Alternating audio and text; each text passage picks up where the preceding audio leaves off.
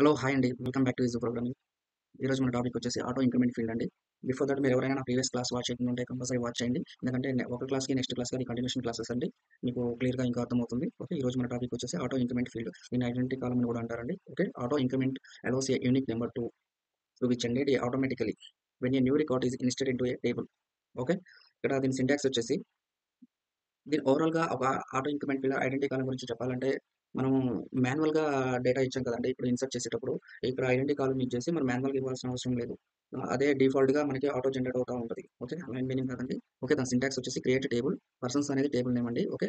Person ID ఇంట్ మనం ఐడీకి ఇచ్చామండి. ఓకే. అది సీక్వెన్స్‌లో ఇస్తది.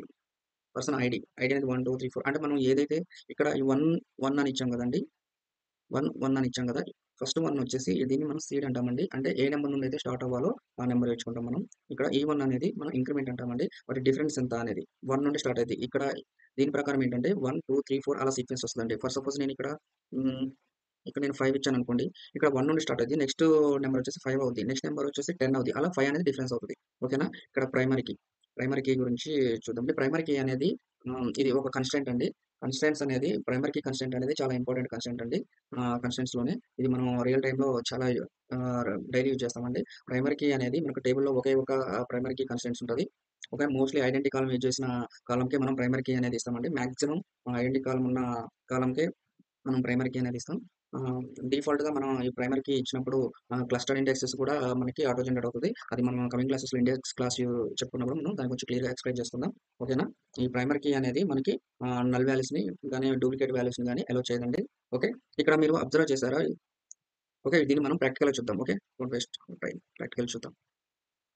నేను ఒక శాంపిల్ టేబుల్ తీసుకున్నా అండి. ఎంప్లాయీ అనే టేబుల్ తీసుకున్నా. ఓకే. మీకు డిఫరెన్స్ చూపించడానికి ప్రస్తుతానికి నేను ఒక టేబుల్ తీసుకున్నా అండి. ఐడెంటిటీ అండ్ ప్రైమరీ కీ అనేది యాడ్ చేయలేదు. ఓకేనా? ప్రస్తుతానికి ఒక శాంపిల్ టేబుల్ తీసుకున్నా. క్రియేట్ చేశాను. అది యూజ్ చేద్దాం.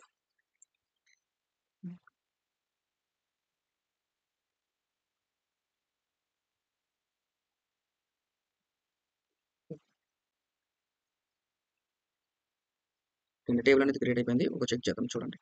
ఇదిగోండి employee ID, last name, first name, department ID and date of birth అనే నేను ఒక 5 ఫీల్డ్స్ తీసుకున్నానండి. ఓకేనా? దీన్ని నేను ఇన్సర్ట్ చేస్తున్నాను.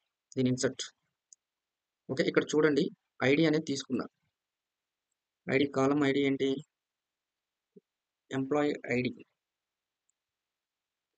దీని వాల్యూ వచ్చేసి నేను 1 ఇచ్చుకున్నా. 1 నుండి స్టార్ట్ అవుతుంది కాబట్టి 1 నుండి. ఓకే. చూద్దాం డేటా.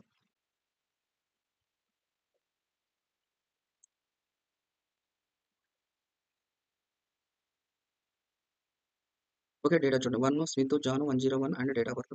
ఇక్కడ చూడండి మీరు ఫోకస్ చేయాల్సింది ఈ క్లాస్‌లో ఎంప్లాయీ ఐడీ అనే ఒక కాలమ్‌ని బాగా క్లియర్‌గా అబ్జర్వ్ చేయండి గాయ్స్. ఓకేనా? అండ్ ఇంకోసారి ఎగ్జిక్యూట్ చేశా. సెకండ్ టైమ్ కూడా ఎగ్జిక్యూట్ అయిపోయింది. థర్డ్ టైమ్ ఎగ్జిక్యూట్ చేస్తున్నాను. ఓకే. చూద్దాం 3 టైమ్స్ చేశా ఎగ్జిక్యూట్.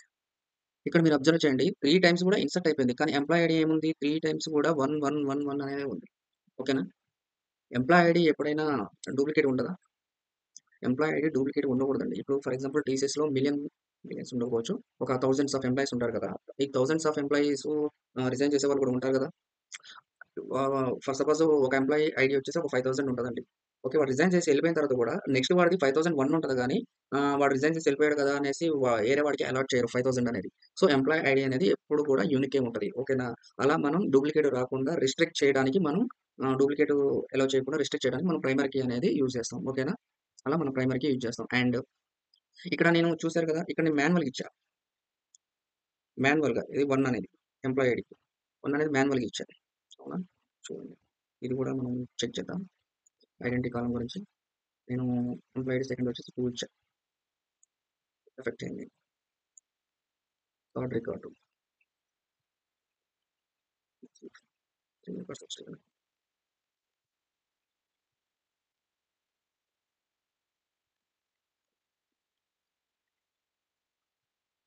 ఉంది ఇక్కడ. 1, 2, 3 ఓకే. ఇక్కడ మనం మాన్యువల్‌గా ఇచ్చా నేను ఆల్రెడీ. 1, 2, 3, 4, 5 అని ఇట్లా నేను మాన్యువల్‌గా ఇచ్చుకుంటూ వచ్చా కదా! సో, అందువల్ల 1, 2, 3 అనేది వచ్చింది. ఓకేనా? నాకిలా మాన్యువల్‌గా నేను ప్రతిసారి నేను ఇవ్వలేను గదా! ఇప్పుడు నాకు ఒక ఎంప్లాయీ అనేవాడు రియల్ సినారియోలో ఈ ఐడెంటిటీ కాలమ్ ఎలా ఎందుకు దాని పర్పస్ ఏందంటే, ఇప్పుడు నా ఎంప్లాయీ ఐడీ వచ్చేసి 5000 నేను ఆల్రెడీ రిజైన్ చేసేసా. నేను రిజైన్ చేసిన తర్వాత నెక్స్ట్ ఎంప్లాయీ వేరే వాడు జాయిన్ అవుతాడు గదా! వాడు జాయిన్ అయినప్పుడు ఇది నెక్స్ట్ ఆల్రెడీ లాస్ట్ వాడిది ఆ ఎంప్లాయీ ఐడీ ఎంత అని ప్రతిసారి డేటాబేస్‌కెళ్ళి చెక్ చేసుకోలేము కదా! ఓకేనా? అలా చెక్ చేసుకోలేము కాబట్టి ప్రతిసారి గూడా అలా మనం వెళ్ళకుండా ఉండేలాగా మనం ఈ ఐడెంటిటీ కాలమ్ యూజ్ చేస్తామండి. ఓకేనా? ఈ ఐడెంటిటీ కాలమ్ వల్ల అది ఆటో జనరేట్ అవుతా ఉంటది. మనం మాన్యువల్‌గా ఇవ్వాల్సిన అవసరం లేదు. అది ఎలా అనేది ఇప్పుడు ఒకసారి చూద్దాం. ఓకేనా? ఇప్పుడు యూజ్ చేద్దామండి. ఐడెంటిటీ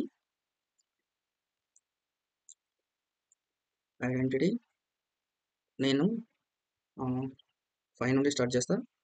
డిఫరెన్స్ వచ్చేసి 10 ఉండాలండి. ఓకేనా? అండ్ ప్రైమరీ కీ అంటే దీని మీనింగ్ ఏంటి? నాకు ఇందులో డూప్లికేట్స్ అనేవి రావద్దు. ప్రైమరీ కీ అంటే ఓన్లీ యూనికే. యూనికే ఉండాలి. డూప్లికేట్స్ రావద్దు. ఓకే. సో, దీన్ని డ్రాప్ చేస్తా.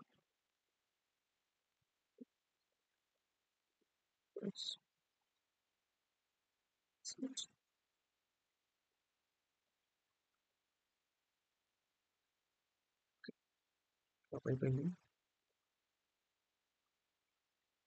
ఎగ్జిక్యూట్ చేస్తాం. కంప్లీట్ అయింది. ఓకే.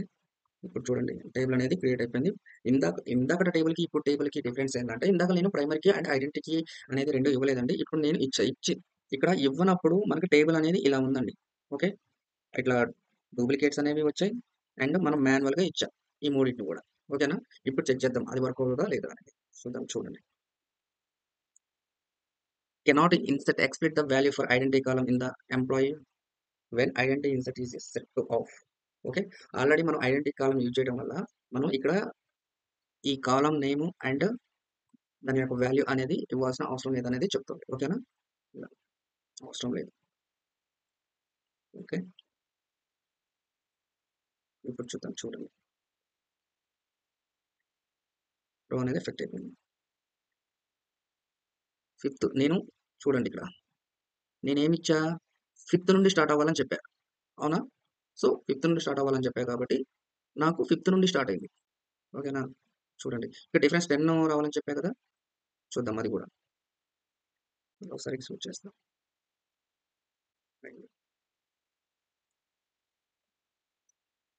చూడండి 10 ఫిఫ్త్‌ది అండ్ నెక్స్ట్ వచ్చేసి 15 ఉంది. అంటే 10 డిఫరెన్స్ ఉంది.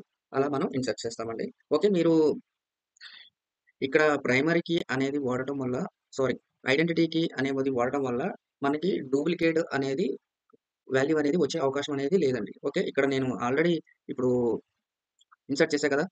ఫిఫ్త్ రికార్డ్ వచ్చింది. 15థ్ రికార్డ్ వచ్చింది. ఇప్పుడు 25థ్ రికార్డ్ వస్తది చూడండి.